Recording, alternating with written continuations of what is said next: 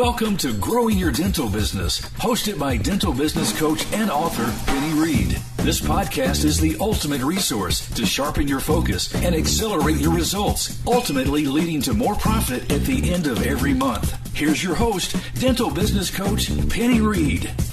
Welcome to episode 7 of the Growing Your Dental Business podcast. This is Penny Reed. I am so excited to have Susan Gunn on the show today. Not only do we focus on helping you make money on the Growing Your Dental Business show, but we want you to know when you are.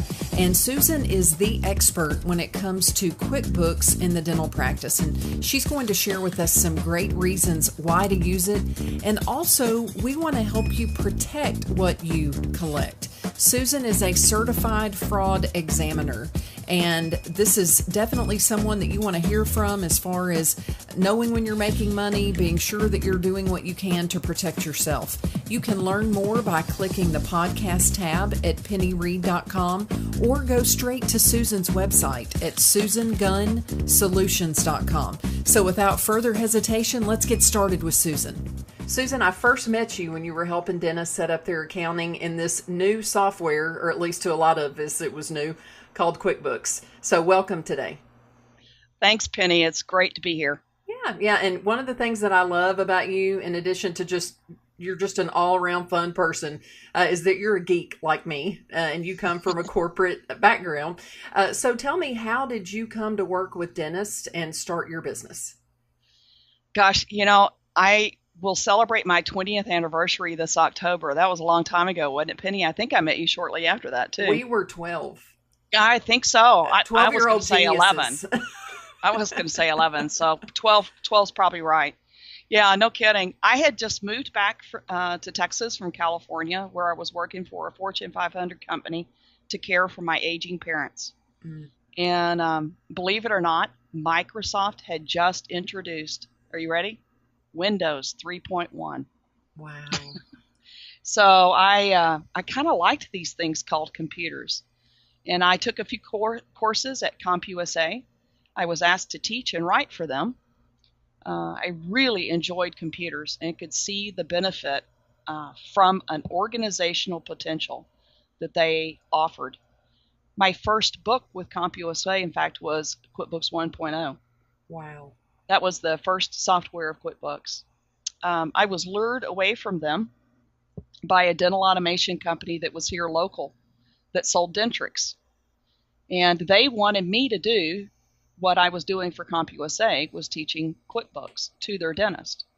But after a year, I was not doing as much teaching of the QuickBooks as I really wanted to, and it could envision that the dentist needed. And so I started out on my own. I've been using Quicken, in fact, since it was DOS. So that's why I was so valuable, I guess, to CompUSA, because I already had a working knowledge of how it would work. That's amazing. Yeah, I know. I can remember when I was a dental office manager, we had Easy Dental for DOS. Oh my. Yeah. I'm dating myself a little bit, I guess. But we also, before I left working for him and started consulting, I did his bookkeeping, which now in retrospect was frightening because I really didn't know what I was doing. But we had QuickBooks, and this was back in the days of dial-up, and I would remote in. A lot of times I would do it from home, like on Friday afternoons or what have you, and we were doing all the backups and the different things. So, and we were high-tech back then for sure. That was high-tech back then. And my dentist, I want to say, my boss, he was smarter than the average dentist at the time. He understood the importance of it. But from your perspective, because you see thousands of offices, why do you feel it's so important for dentists to have the ability to access their accounting? Well, because they need to be able to make good, sound business decisions. If the CPA, for instance, let me give a contrast. If the CPA is doing their accounting, then oftentimes they don't even get a financial report until once a quarter, if that. They might get it once a year. And so what I want them to do is be able to look at it at any given time and to make good, sound business decisions, not based on the bank account balance. Mm-hmm. That's big. If the information isn't available for what they've spent and where, then it's hard for them to anticipate what's ahead. So they really, in fact, I just can't imagine having $1 million practice and not knowing how much has been spent, for instance, on employees. Mm-hmm. Not having it organized together. And yet there's so many practices that have no clue. Well, and with my clients, I ask them to send me an income statement by the 10th of the month for the previous month. And you're exactly right. And again, they need CPAs, right? I mean, nobody wants to prepare in a business like that. You don't need to necessarily prepare your own tax return without having someone else look at it. You want an expert for that. But I couldn't agree more. I mean, you have no opportunity for any mid-course corrections if you only see those numbers. Right. Yeah. 3 times a year, 4 times a year, or once a year. So I know you are the QuickBooks expert and dental accounting thought leader, and you really paved the way for creating a practice management chart of accounts. So can you tell us a little bit more about how this happened and what that is? Well, it was actually a long progress. I wrote my first book 1997. That first year that I started up business, because a dentist in Colorado wanted to hire me to set up his QuickBooks. It was long before we had the ability to remote in, like you were talking about a minute ago. So he was going to fly me to Colorado. But out of frustration, realizing how much that trip would cost, he just blurted out, "You need to write a book specifically for us." So I did. That was 34 books ago, by the way. Wow.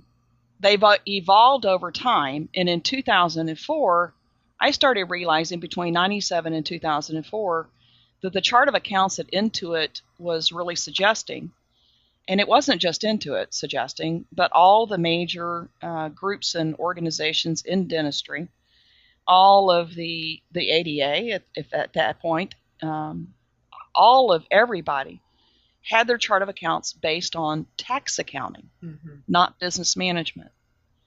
One dental organization chart of accounts that I looked at was 9 pages long. Oh, goodness.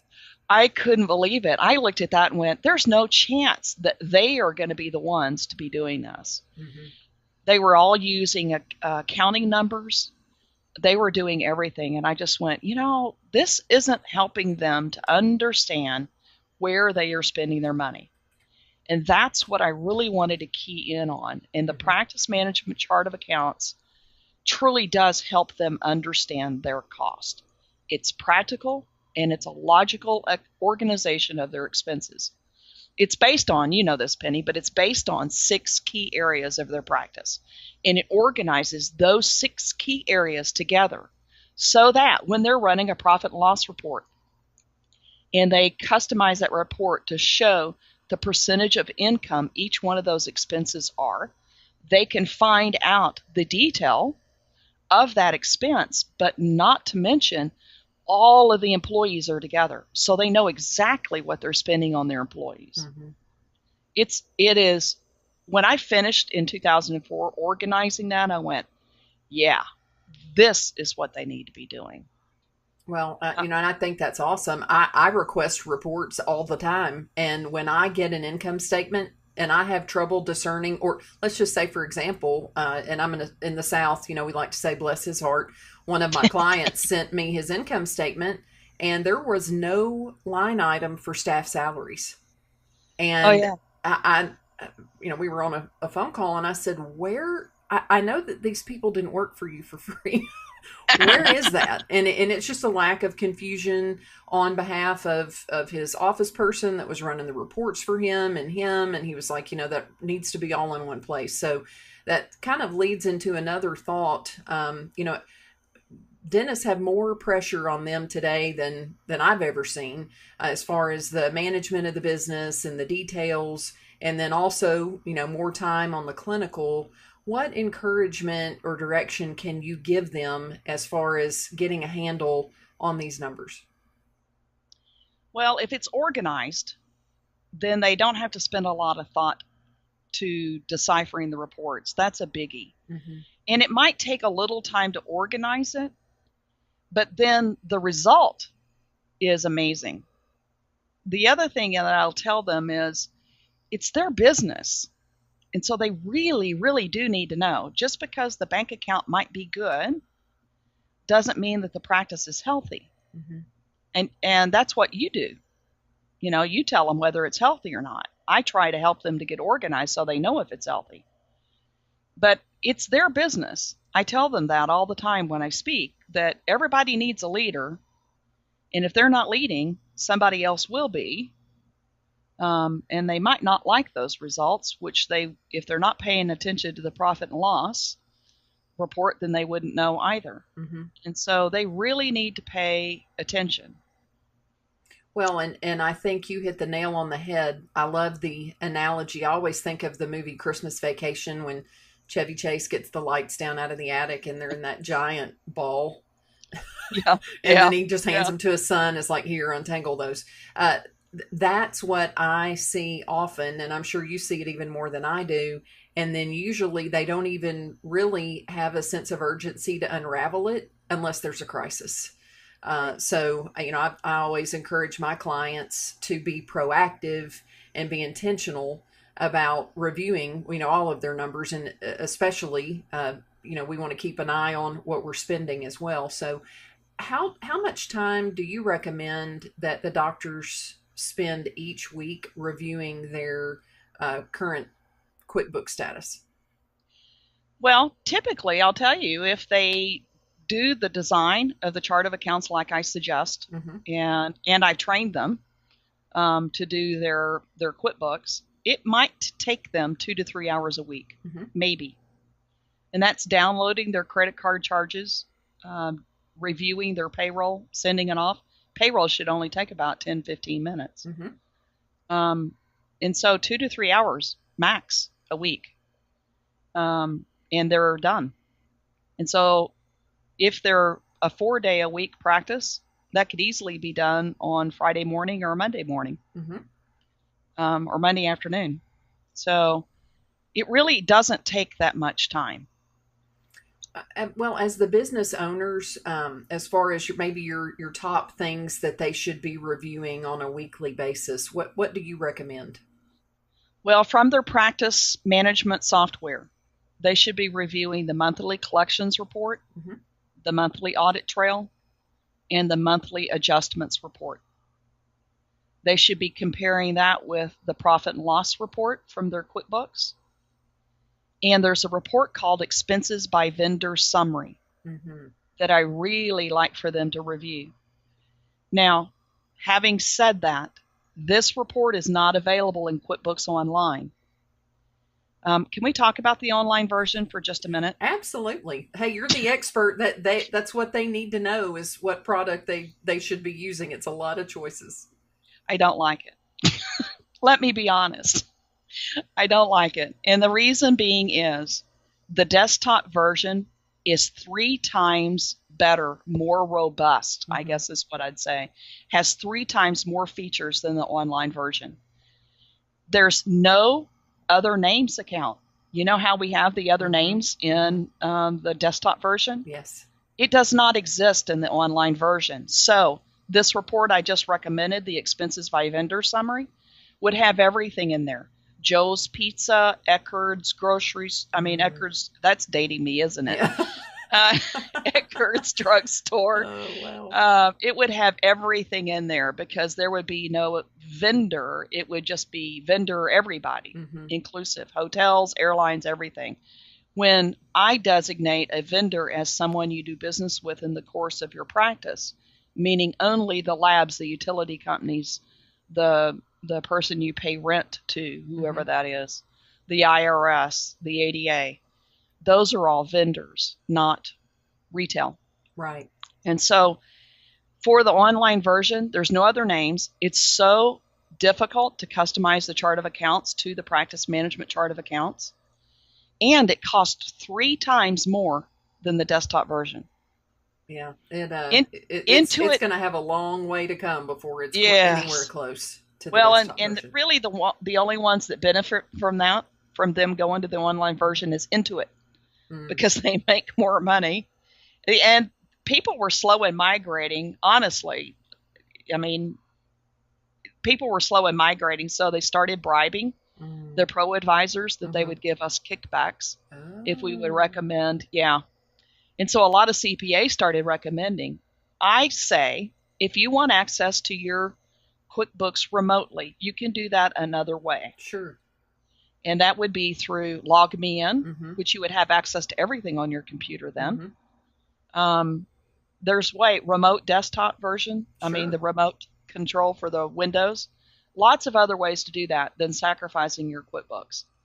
So the expenses by vendor summary, to get back to the reports that you said, as well as the payroll reports. Really important to review those. Oh, absolutely. And that's one area, the payroll staff salaries. I'll just touch on that for a moment. They are the largest expense in a practice, and rightly so, because we can't do it without the team. But boy, when someone comes to me and they say, do you think we need another, staff member here, here, or here? The first thing I want to know is, well, what are we currently spending now? And what would you need to do in order to, in other words, maybe you already have that in your budget, or if not, we need to figure out how to be more productive with who we already have, because if it's not costing me anything as a team member to bring another person on board when we're busy, why wouldn't I just simply wave the flag and say, hey, Dr. Gunn, I need help, right? Because it doesn't really affect me if the bottom line is great or not, is how some team members think. So not all. There's some great ones out there. Well, first of all, the business owner has to know. I actually had a doctor ask me one time, well, but it looks like I'm spending so much on my employees, but I'll tell you, they're all busy. And I said, well, you're either spending too much on your employees or you're not making enough money doing it. And I said, because this percentage, I think he was like 39% or something of his income. Yeah, it was pretty high. And a lot of the dentists don't have a clue. I set up one dentist. Get ready for this. I set up one dentist, and by the time he paid taxes, he lived in a high tax area. By the time he paid taxes, he paid Aflac, he paid insurance. He did everything for his employees. He spent 54% of what he earned on his employees. Oh, goodness. Yeah. He had no idea. Well, I'm sure. Because it had never been organized in such a way that he knew. Well, and what a struggle, especially as today's dental economy gets tighter. Hey, let's face it, supply costs continue to increase, rent increases, property value increases, and yet the reimbursement for dental procedures is, as I've been telling my clients lately, mama ain't coming. Like, it's not going to just miraculously get better and cover up all, make up for all of the increased cost. We've got to be smarter about how we work, and we've got to be aware of where we are. I think that's huge. Right. So tell me, and I know I remember back, and you may even want to remind me how many years ago this was, if it was 10 years ago, back when you were going through your certification to become a fraud examiner, a certified fraud examiner. And I know that's an integral part of your business. How did you decide to add this service to your existing business? Oh, yeah, it's one of those heartbreaker stories. It's been 12 or 13 years ago, I think now. I had a previous client in East Texas, somebody locally that I had trained the front office person to do QuickBooks, and I kept telling the doctor, come up here and learn this, please, so that you can also oversee everything. And he was the nicest guy, also really good looking too, by the way, but the nicest guy, and wore cowboy boots to the practice. And, it's always the nicest guys who get embezzled from. Sure. And so she took him, really took him, I think $300,000. He gave me a call. And he said, you're not going to believe this. I've learned my lesson. And I was so ticked. I, like you, and like all the consultants that I know out there, we have a very protective nature of our clients. We're like mother hens to them. And I've trained them to be hugely successful, not to be embezzled from. And so when she took advantage of him, it really ticked me off. And that's when I I decided I already had a criminology background, and I took business law and law in college, and had worked for a corporation in security. So I had a pretty good idea of what needed to be done, and I just decided becoming a certified fraud examiner would give me another avenue for protecting my clients. Well, and for that, I'm grateful. I gave your name out just last week to a dentist that contacted me, and it was one of these FYI.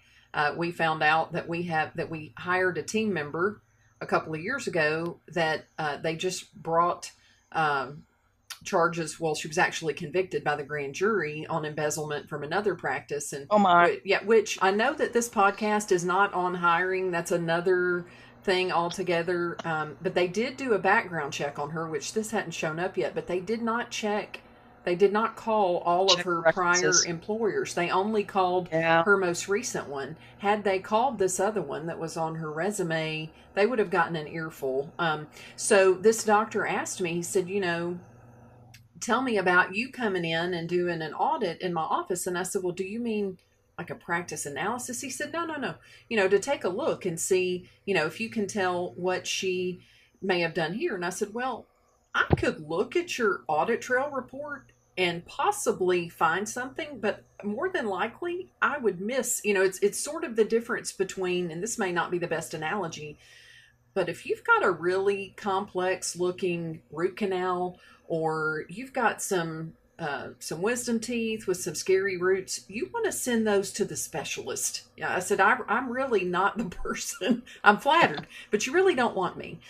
You want someone that, you only want to pay for this one time. And so, I send people to you because that's, that is a skill set that some people may think, oh, well, sure, I can look at that. Well, yeah, I can look at that report too, but I don't know all of the things to look for when it comes to the embezzlement piece. So let's talk a little bit about the profile of the embezzler. Who embezzles from a dental practice? Well, thank you for the referrals. You're welcome. Just about anybody. I've had everything: front desk, hygiene assistants, spouse. Had a really big spouse case. Bookkeeper, a CPA. That was about 5 or 6 years ago, when the CPA does all the bill paying and all the responsibility falls on them. I've had just about everything. I've been called in for an embezzlement, actually gone on site for it and found a drug ring. I found forgery. I found everything from $647 to $1.1 million. And yes, that can happen in a dental practice. Wow, that 1.1 million, which any embezzlement is enough to just make you angry, but that made my hands sweat and my blood boil a little bit. As much of an investment, not only work-wise, but when you think about everything that a dentist has to do to even get into practice, the amount of debt, the amount of risk, it's just infuriating. Yeah, and the 1.1 million, the nicest guy, I got to tell you, he hired the front office manager 2 years after he'd been in practice, and it was over a 10-year period of time. So imagine 10 years. Here's the deal: 10 years of babies being born, kids graduating from high school, a kid getting married, and all there. He said if he'd have known that he paid for her the daughter's wedding, he would have had an extra piece of wedding cake. It's just wretched to go through that, but I walk through them every step of the way. I compiled all the evidence. I did all the investigation remotely until I needed to go on site, and I actually interviewed her with her attorney and came back, got everything ready for the FBI, and handed it over. 10 3.5-inch binders of evidence. Wow. And and you just walk away going, how do you do something like that?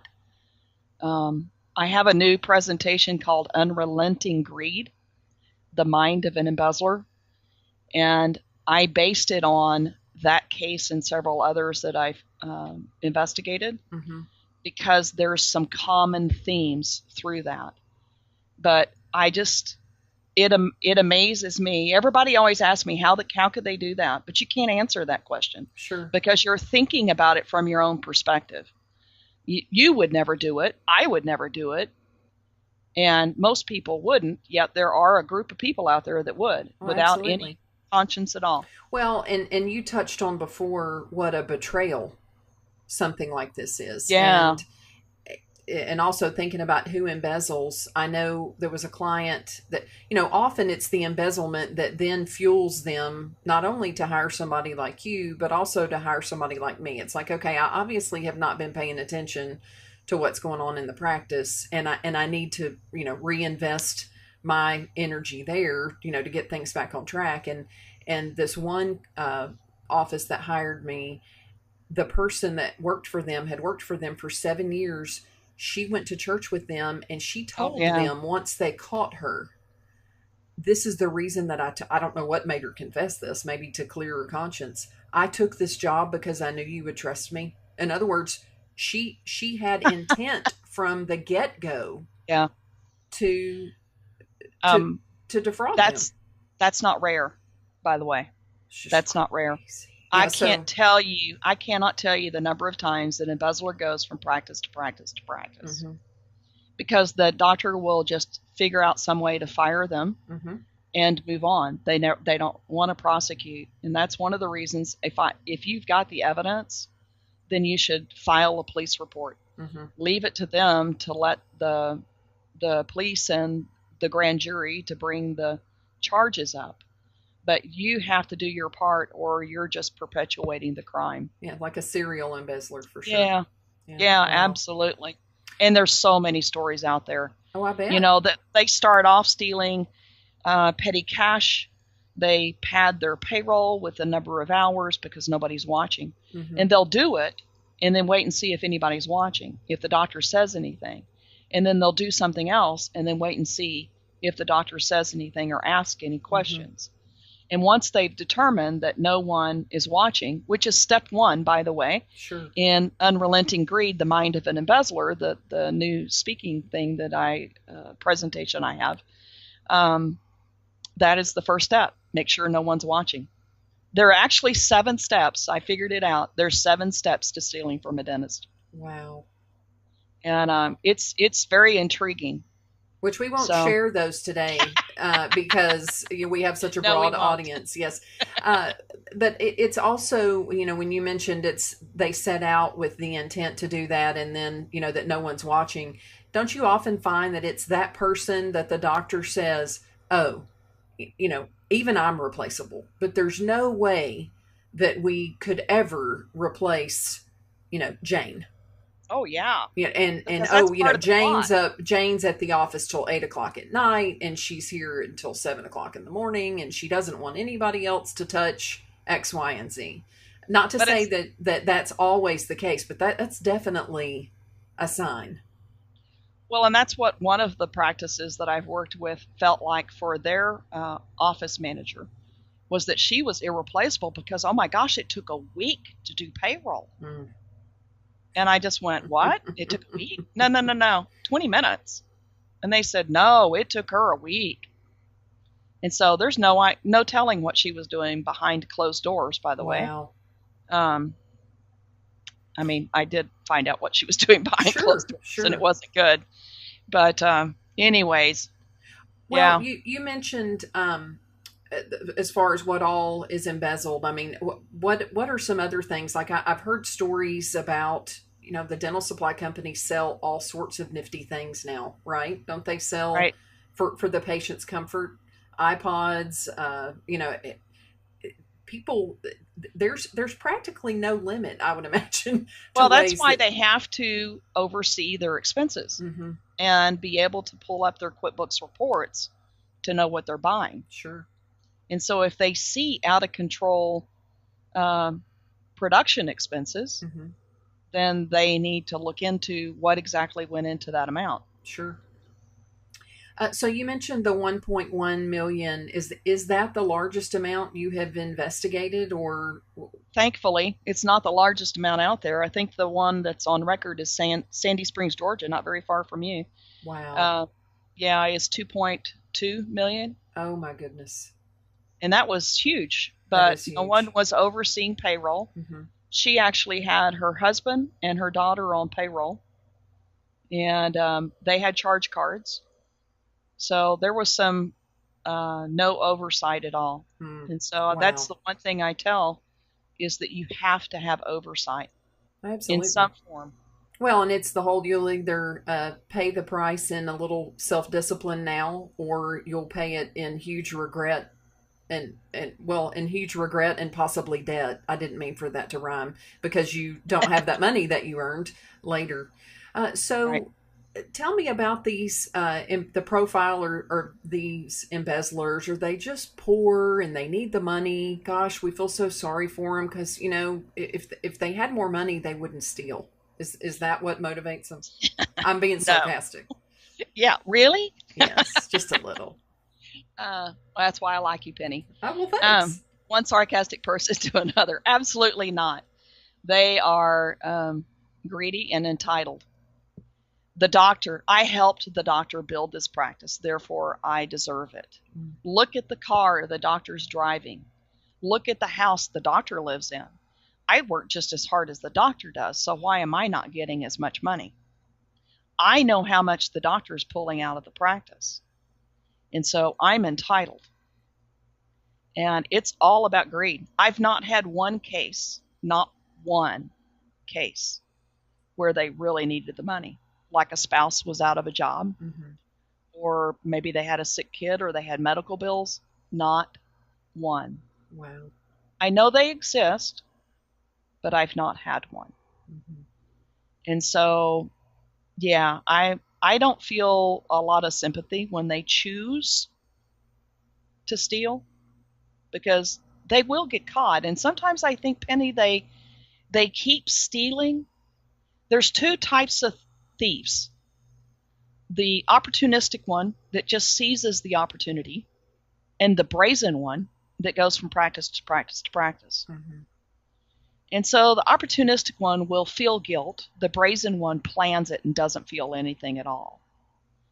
And so I just, the opportunistic one might need the money, maybe.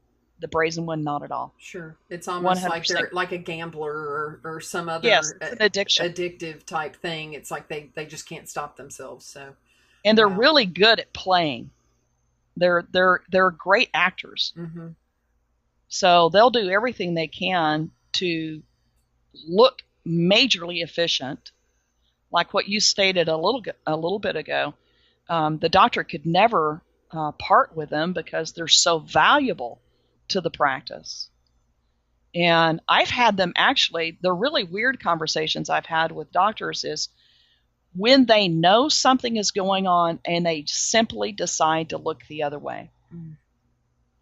And it breaks my heart, because I know that it's always been the front office manager some kind of manipulative hold on them. Maybe the doctor's not choosing to be ethical, and they're afraid.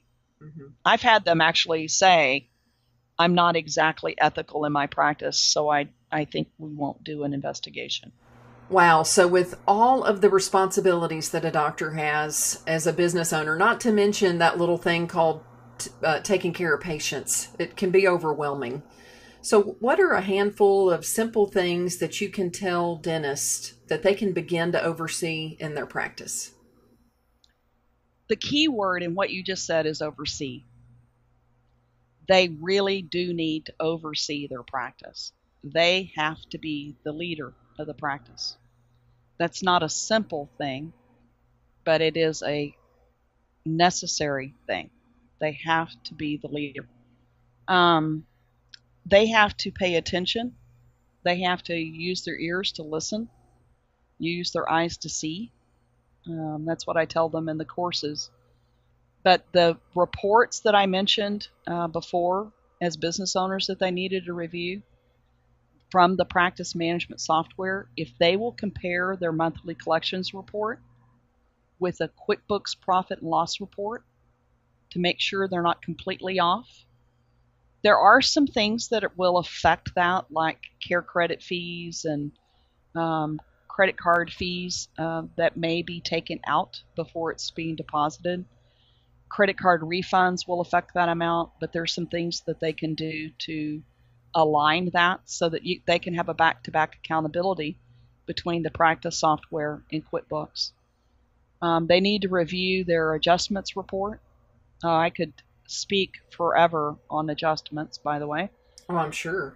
Oh, it's a huge nightmare area, and if they don't organize it in such a way that it goes out of control big time, and it's a huge embezzlement area. They need to oversee, to just watch the practice and see what's happening. So those are some key areas just to pay attention. I mean, that really is a biggie. Sure. One of the things that came out when I've interviewed employees after an embezzlement is that they almost always said, we kind of thought something was going on. And so being the leader of a practice and having an open door policy that an employee is not going to be shunned or put down or disregarded, but is actually going to be heard if they suspect something going on, that's really important. So true. So those would be some valuable things to keep in mind. Awesome. Well, so if they don't know where to start, if they're so overwhelmed that they don't even know where to begin, how can you help them? Actually, a lot of people don't want to do an investigation. A lot of them don't want to commit to even a financial practice analysis, which is one of the services I have. And so I started doing an Ask the Expert call, where I will remote in with the doctor and the spouse, and it has to be the doctor or spouse, remote into the practice computer that they're looking at, and will review with them a 2-hour phone call, review with them what they're looking at, how to better organize some things, how to have that back-to-back accountability, what they need to do to get that. Just so they've got a little bit tightened systems and procedures. That's probably the biggest thing right now is I just want to make sure they're protected. And so this 2-hour phone call is not expensive and really will give them a heads up in what they need to do for homework. And if they want to call me back and we go to the next step. The other thing is that if we remote in and we're doing this and I see something that's fraudulent or a huge glaring warning sign for embezzlement, red flag. Yeah, then what they've spent on that phone call goes towards the practice analysis. Wow. If they just want to do an analysis. Well, so it's my way of helping them because I get a lot of phone calls, Penny, that they don't really know. And, the big deal is they don't want to believe that someone they've trusted is stealing from them. And so this is a little bit better emotional approach for them to say, hey, let's do a 2-hour phone call. Let's just see. Let's go in and look, and maybe there's some things that you can tighten up and some procedures and systems that you can put into place so that you know what you're looking at too. Sure. Well, and I think having them be there with you while you're looking, it's a co-discovery process. So even it just sounds, it's just like with the patients being afraid to come into the dental practice. If we talk about, something big and scary, like a root canal, or you wouldn't, periodontal scaling and root planing, this is a simple discovery process. And it just seems safer, probably, I would imagine, in their mind to start there, to know that, hey, I don't necessarily have to launch a full-blown investigation. I can see some of the things that I need to be looking for. So I think that's brilliant that that's a starting point for you. Well, and the cool thing is that if there isn't anything there, it doesn't guarantee that we're going to find anything either. Sure. I mean, there could still be embezzlement in there, but we're only talking about a 2-hour phone call. Right. Looking for some of the key indicators. So I'll look for the key things that I normally see, and then leave it up to the doctor. It's always up to the doctor what they want to do. Always. I'm just here to help in whatever way I can. I'm with them on this. I stand with them. That's what I've started telling them this last year, because I truly stand with them. Well, and so many times they feel, I think even in the partnership practices on things like this, you know, as we're having more partnership practices, and not to mention the multi-locations, which that just gives more people the opportunity to not have some supervision on a lot of these things, and we need even more safeguards. But often they feel like they are alone in this. You know, they were not, just like with a lot of the practice management things, this was not a skill set that they learned in dental school. And as technology has just taken off, you know, off and running, there's more and more places for people to hide and be doing things that are inappropriate. So I think, well, and that's why I've started telling them, I'll do whatever you want to do.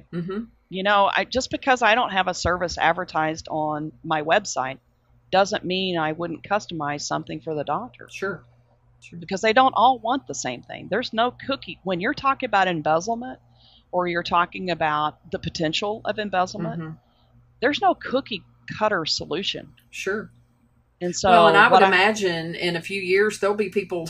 Hey, these people are creative. They will have come up with new ways to take advantage of the dental business owner, for sure. So, just when I think I've seen it all, there's something else. Pops up. Yeah. Well, Susan, I appreciate your time so much today. And for those of you that would like more information on Susan, please check out the podcast tab. And Susan, I look forward to seeing you on the road or at one of our next dental consulting brain trust meetings that we have. Super Secret Society. I will. I'll give you the super secret handshake at the time. That's awesome. All right. Well, thank you so much. Take care. You bet. Thanks, Penny. Thank you for listening to the Growing Your Dental Business Show podcast. For resources and additional information, please visit growingyourdentalbusiness.com.